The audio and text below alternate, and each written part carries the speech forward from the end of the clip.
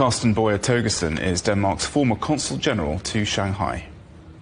The objective is to continue the long cooperation between Denmark and China. Here we have to remember that actually Denmark was the very first Western allied country to establish diplomatic relations with the Republic of China in 1950.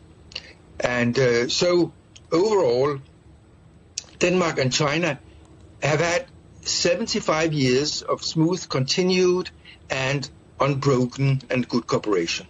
And as you said, sir, this is the 75th anniversary, a very important year for Danish-Chinese relations. And as you've pointed out, there is a very strong history of cooperation in areas such as green technology innovation. How do you see these areas evolving as priorities during this visit? And what could China do to enlarge cooperation with Denmark and Europe more broadly? There are a number of specific projects, and we in Denmark actually we have been doing environmental technology, in particular within windmills, but also in other areas for decades. And actually, Denmark was the very first country in the world to establish a ministry for the environment back in the 1970s.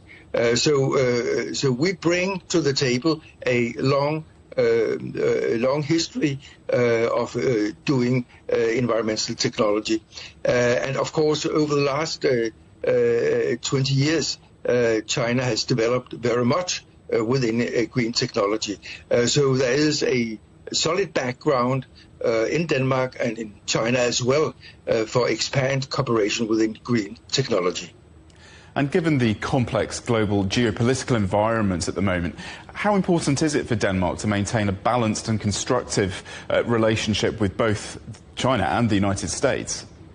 It's equally important, but as I said, international politics have always been important, in particular to a small country like Denmark. I think that you could say that the world seems to be in a new geopolitical phase of transition. As we know, there are major international trade disputes going on. There are unresolved wars and crises in Europe and the Middle East, and much more. And therefore, I see this particular visit to China by the Danish foreign minister on the occasion of the 75th anniversary of diplomatic relations between Denmark and China. I see this as a very good opportunity to further develop cooperation between Denmark and China. We have many tasks ahead, and then we also have 75 years of good cooperation to build on. That's what I think make this visit by the Danish foreign minister to China a particular visit at a particular important time.